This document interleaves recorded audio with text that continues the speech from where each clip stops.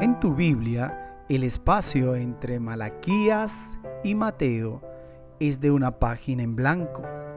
Esa página tiene el valor de 400 años de historia. Y acá, en la Iglesia de Jesucristo, Ministerio de la Reconciliación, haremos un estudio profundo sobre los 400 años del período intertestamental.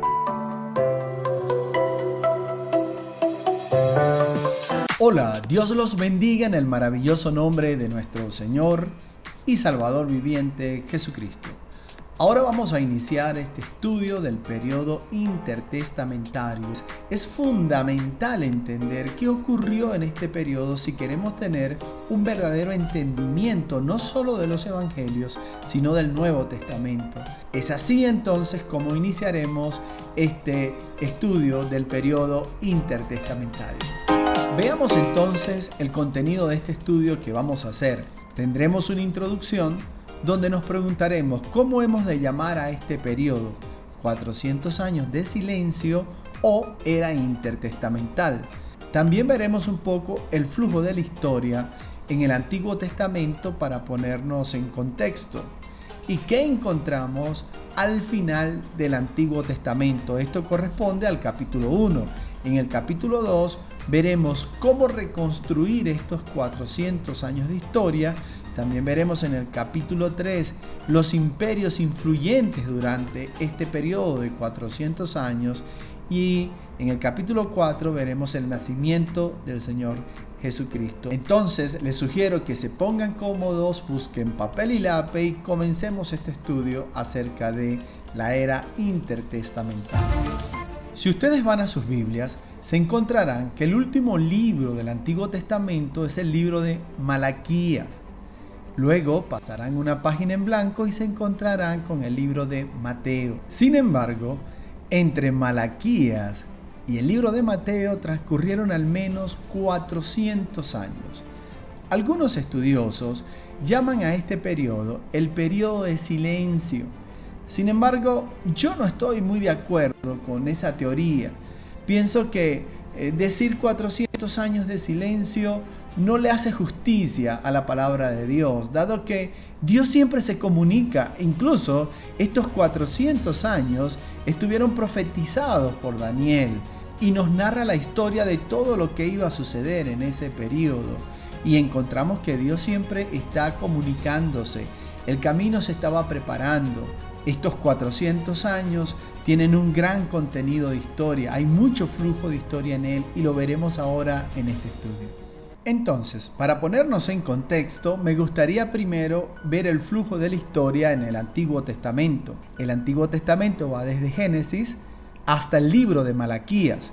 Entonces encontramos en ese flujo de la historia lo siguiente: la creación del universo, la caída del hombre, el diluvio sobre la tierra, luego los patriarcas, Abraham, Isaac y Jacob, quienes dan origen al pueblo de Israel, que son los padres de la nación escogida. Y luego encontramos entonces la historia de Israel como pueblo. Allí encontramos entonces la esclavitud en Egipto, que duró 430 años. El éxodo y el tiempo en el desierto duró 40 años. La conquista de Canaán duró 7 años. La era de los jueces duró 350 años. El Reino Unido de Israel, que estuvo gobernado por Saúl, David y Salomón, duró 110 años. El reino dividido de Judá e Israel duró 350 años. El exilio en Babilonia duró 70 años. El regreso y reconstrucción de Israel y el templo duró 140 años. El Antiguo Testamento entonces culmina con el imperio medo-persa como potencia dominante sobre Israel. Israel está ahora gobernada o está sometida al imperio medo-persa. Y es así como termina el libro de Malaquías, con Ciro permitiéndoles a los israelitas ir a reconstruir Israel. ¿Qué encontramos entonces al final del libro de Malaquías en el Antiguo Testamento respecto a la condición de Israel? Veamos al menos 4 fases de ellas. En lo político-militar, la nación judía se encontraba de nuevo en la tierra de Israel, después de la cautividad babilónica, pero por estar bajo el dominio medo-persa, no poseían ejército ni rey. Era una nación completamente civil. Respecto al linaje real, la línea real de David se encontraba en una muy mala condición. Zorobabel era el príncipe real, pero no había un rey ocupando el trono de Israel. El rey Ciro, quien había conquistado a Israel, permitió que Israel fuera gobernado por un sacerdote bajo la supervisión de un gobernante persa. En lo religioso, el templo había sido restaurado con menos majestad que el que había realizado David, pero al menos estaba en pie. El linaje directo de Aarón seguía adorando y cumpliendo los rituales sagrados en el templo. Esto quiere decir que la línea sacerdotal aún estaba en funciones. En cuanto a la hegemonía social, el pueblo seguía manteniéndose unido. No habían cismas políticos ni facciones entre ellos, ni estaban tampoco divididos en grupos o en partidos políticos. Tal cosa no existía en Israel. Ahora bien, nos hacemos esta pregunta: ¿por qué no habían profetas que escribieran inspirados por Dios? ¿Quiere decir entonces que este periodo de tiempo no ocurrió? Por supuesto que no. Claro que ocurrió y muchas cosas pasaron, pero ¿dónde podemos documentarnos para encontrar qué ocurrió en ese periodo intertestamentario? Recurrimos entonces a lo que conocemos como fuentes históricas y como no pertenecen al canon bíblico, lo llamamos fuentes paganas. Son fuentes históricas seglares. Un historiador judío muy reconocido llamado Tito Flavio Josefo nos ayuda a reconstruir parte de este periodo intertestamentario. Josefo registró la historia judía con especial énfasis en el siglo I y la primera guerra judeo-romana que ocurrió entre el año 66 y el año 70 después de Cristo. Josefo no solo registró datos acerca de la cronología de los eventos, también nos dejó mucho de lo que hoy conocemos como usos y costumbres y detalles muy valiosos acerca de eventos y sucesos que solo él pudo registrar desde la perspectiva judía. Otro historiador griego muy famoso es Heródoto, quien fue un historiador y geógrafo tradicionalmente considerado como el padre de la historia en el mundo occidental, y fue el primero en componer un relato razonado y estructurado de las acciones humanas en el periodo comprendido entre el 484 y el 425 a.C. Se pudiera decir que uno de los hallazgos arqueológicos más importantes del último siglo son los rollos del Mar Muerto. Los manuscritos del Mar Muerto o rollos de Qurán, descubiertos en 1947, llamados así por haberse encontrado en las cuevas situadas en Qurán, en Cisjordania, a orillas del Mar Muerto, son una colección de 972 manuscritos. La mayoría data del año 250 a.C. al 66 después de Cristo, antes de la destrucción del segundo templo de Jerusalén por los romanos en el año 70 después de Cristo. En 1997, Joan Taylor, profesora del King's College de Londres, descubre los contenidos de los manuscritos. El trabajo de Joan Taylor es sumamente interesante porque los pergaminos fueron descubiertos en 1947 en un hallazgo arqueológico realizado en Cisjordania. Los rollos fueron encontrados y al parecer estaban totalmente en blanco. Pero no fue sino hasta 1997 cuando Joan Taylor empezó a estudiarlos y descubrió que había contenidos escritos pero la tinta no se veía. Así que aplicando una técnica muy revolucionaria pudo descubrir todo el contenido que estos supuestos papeles en blancos tenían. Para que ustedes puedan apreciar un poco más el valor de estos textos encontrados, pueden validar que la Septuaginta se escribió en el 280 a.C. Los pergaminos de Qurán son del 250 a.C., es decir, son más antiguos que la Septuaginta. Entonces, estos pergaminos añadieron un gran valor puesto que se encontraron todos los libros del profeta Isaías, se encontraron también todos los libros referentes a Crónicas, Reyes, Salmos, es decir, muchos libros que hoy la Septuaginta tiene y que damos por ciertos, fueron ratificados cuando se encontraron los rollos del Mar Muerto, dado que decían exactamente lo que se había escrito en los libros de la Septuaginta.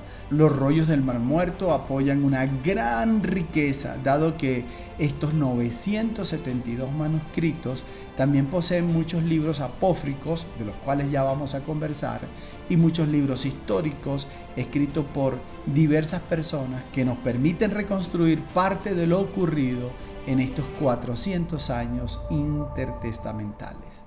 ¿Qué son los libros apócrifos? Quiero dedicarle algo de tiempo al tema de los libros apócrifos porque realmente sirven mucho como recurso histórico. Pero uno de los problemas que encontramos con los libros apócrifos es que algunas denominaciones han tomado estos libros apócrifos y los han metido dentro de la Biblia y lo han considerado como parte de la Biblia. Sin embargo, estos libros carecen de toda autoridad divina, aunque tienen un gran valor histórico. A estos libros se les llama libros apócrifos o deuterocanónicos. La palabra apócrifo significa escondido, oculto, mientras que la palabra deuterocanónico significa segundo canon. Ahora bien, segundo canon respecto a qué? Bueno, al primer canon, que son los 66 libros reconocidos por todos que tiene la Biblia y que se aceptan como la palabra inspirada de Dios. Este segundo canon son aceptados como si a Dios le hubiese faltado algo por decir y entonces creó un segundo canon para decirlo. Por ejemplo, en el caso de la Biblia católica, ellos tienen 73 libros dentro de su Biblia en vez de 66 que son los reconocidos para el canon bíblico. Esos libros sobrantes son libros deuterocanónicos, o mejor dicho, son libros apócrifos. Son libros que no tienen autoridad divina. No obstante, fueron incorporados a su Biblia porque respaldan muchas de las teorías de las cuales ellos afirman como verdades bíblicas. El criterio de los 66 libros que encontramos como canon bíblico es que los libros citados en el Nuevo Testamento se corresponden a los libros del Antiguo Testamento. Sin embargo, no hay ninguna referencia bíblica o citada en el Nuevo Testamento referente a estos libros deuterocanónicos, porque aunque son muy valiosos desde el punto de vista histórico, pues carecen de toda autoridad divina. A mí me ha parecido muy interesante leer algunos de estos libros apócrifos, sobre todo los libros de los Macabeos, porque fue una época bien interesante del periodo intertestamentario y también pienso que Dios obró por medio de ellos para la liberación de Israel, historia que vamos a tocar más adelante. Y he tenido la oportunidad de leer un poco Sabidurías de Salomón, Judith, Tobías, y pues me han parecido como libros interesantes. No, interesantes, entiéndase, dentro del contexto de la historia. No obstante, no son palabra de Dios, pero nos resulta muy útil para nuestro estudio, puesto que deseamos reconstruir estos 400 años de historia intertestamental. Ahora sí, dicho todo esto, entonces comencemos a reconstruir la historia de Israel. Haciendo un poco de historia, en el periodo de Saúl, de David, de Salomón, esto que ven en sus pantallas era el mapa del reino de Israel, cuando era el Reino Unido. Este era el espacio territorial que tenían o que Dios les había otorgado para que fundasen allí la nación de Israel. En 1931 a.C. se dividieron en dos reinos. Véase Primera de Reyes, capítulo 12, versículo del 1 al 24. El reino del norte, que llevaba por nombre Israel, tenía como capital Samaria. Ellos estaban conformados por 10 tribus y fueron conquistados por el rey de Asiria. Por otro lado, tenemos al reino de Judá, que era el reino del sur, cuya capital era Jerusalén. Estaba conformada por 2 tribus, la tribu de Judá y la tribu de Benjamín. Fueron conquistados por el rey de Babilonia. Hablemos entonces del Imperio Babilónico, el cual ocurrió en el 605 a.C. En el 605 a.C., Nabucodonosor sube al poder, derrota al imperio asirio, también sitia a Jerusalén por 2 años y derroca al rey de Judá, Joacim. Lleva al primer grupo de judíos al exilio, entre ellos estaba Daniel y sus amigos. Véase Daniel capítulo 1, versículo 1 al 7. En el 586 a.C., Nabucodonosor, por medio de Nabuzaradán, su general, destruyó el templo de Salomón. Aquí empieza el segundo exilio de 70 años en Babilonia. Entonces, geográficamente, en el 605 esto se miraría así.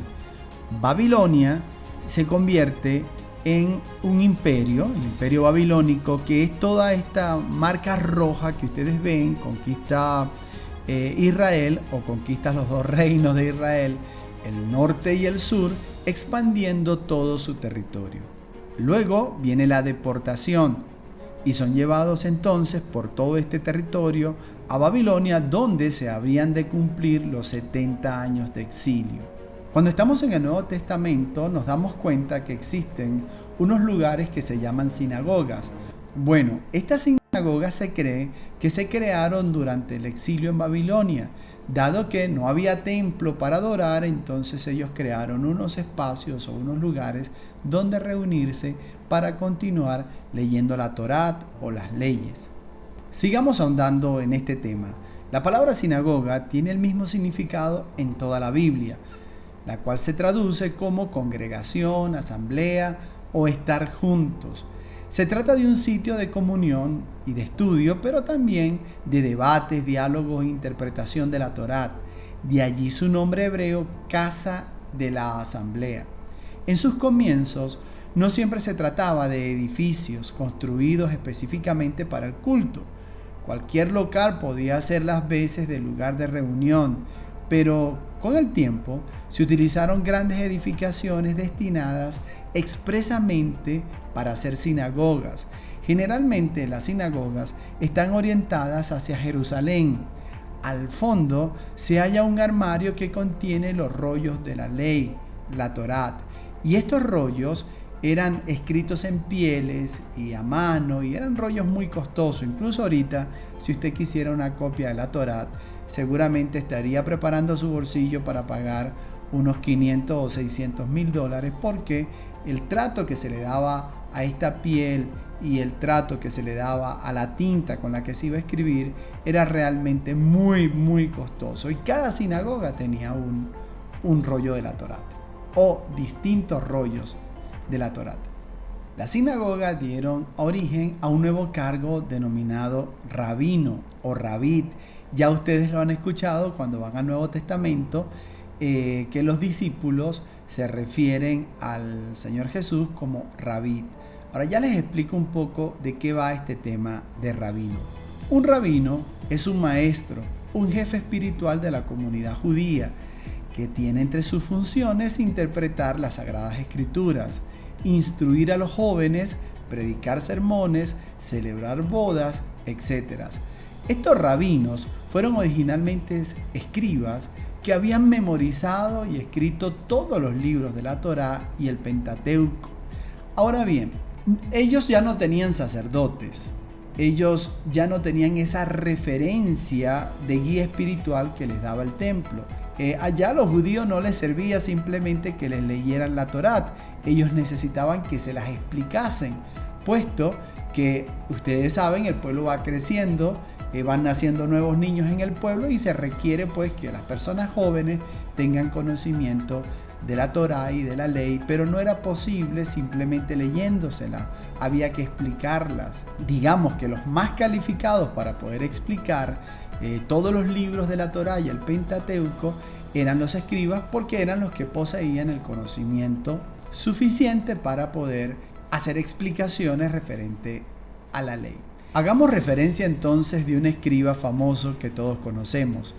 Vayamos al libro de Esdras, capítulo 7, versículo 6. Este Esdras subió de Babilonia, era escriba, diligente en la ley de Moisés, que Jehová, Dios de Israel, había dado. y le concedió el rey todo lo que pidió, porque la mano de Jehová su Dios estaba sobre Esdras. Los escribas eran originalmente hombres sabios, cuyo trabajo era estudiar la ley, transcribirla y escribir comentarios de la misma, pero también eran versados administradores con grandes conocimientos contables y financieros. Y ustedes se preguntarán, esta no es la imagen que tenemos de los escribas en los evangelios, pues leamos Mateo capítulo 7 versículo 28. Y cuando terminó Jesús estas palabras, la gente se admiraba de su doctrina, versículo 29, porque les enseñaba como quien tiene autoridad y no como los escribas. Para la época del Señor Jesucristo, los escribas ocupaban el cargo de maestros de la ley. Sin embargo, estos iban más allá de la interpretación de las escrituras y añadieron muchas tradiciones humanas que se consideraban incluso más importantes que la propia ley. También solían ignorar el espíritu piadoso detrás de la ley y el amor implícito en ella misma. Dicho de otra manera, eran legalistas. Quiero hacer una pequeña parada aquí, porque he dicho palabras como Pentateuco y Torat y probablemente haga que ustedes se pierdan. Les explico entonces. El Pentateuco consiste en los 5 libros, en los 5 primeros libros escritos por Moisés: Génesis, Éxodo, Levítico, Números y Deuteronomio conforman el Pentateuco. Y la Torat está comprendido por Levíticos, Números y Deuteronomios, que son todas las ordenanzas, los 10 mandamientos y todas aquellas ordenanzas establecidas por Dios por medio de Moisés. Hay otra palabra que merecen que conozcan, esa es la Tanakh. La Tanakh, o Biblia hebrea, es el acrónimo para referirse a los libros sagrados canónicos en el judaísmo. Se divide en 3 grandes partes. Primero, la Torat, los Nevim, que son los profetas, más los Ketubim, que son los escritos. Me hago un espacio acá entonces para explicárselo. Los Nevim son todos los libros donde están los profetas. Dentro de ellos incluyen a Josué, Jueces, Samuel, Reyes, Isaías, Jeremías, Ezequiel y los otros 12 profetas como Oseas, Joel, Amós, Abdías, Miqueas, Nahum, Habacuc, Sofonías, Ageo, Zacarías, Malaquías. Todos ellos conforman los Nevim. Los Ketubim son los escritos: Salmos, Proverbios, Job, el Cantar de los Cantares, Ruth, Lamentaciones, Eclesiastés, Esther, Daniel, Esdras, Nehemías, Primera, Segunda de Crónicas. Entonces, ¿cuál era el orden de importancia de la Tanakh? Bueno, lo más importante era el Pentateuco y dentro de ellos la Torat. La Torat es lo más importante para el Tanakh. Luego, en orden de importancia, vienen los profetas. Para ellos, todo lo dicho por los profetas tiene un nivel secundario al nivel prioritario que tiene la Torat. Y luego, al culminar, tienen los Ketubim. Estos son libros para ellos menos importantes, que no conservan el mismo nivel de importancia del Pentateuco y de los Nevim, pero son libros de referencia para el pueblo, como lo son los Salmos, los Proverbios, Job, Cantares, Ruth, Lamentaciones y etc. Este estudio continúa. Solo quiero darte un receso para que hagas algunas cosas que tienes pendiente y luego vuelvas y te concentres nuevamente en el contenido de este tan interesante estudio. Sin embargo, si puedes continuar, entonces dale play a la siguiente parte de esta enseñanza.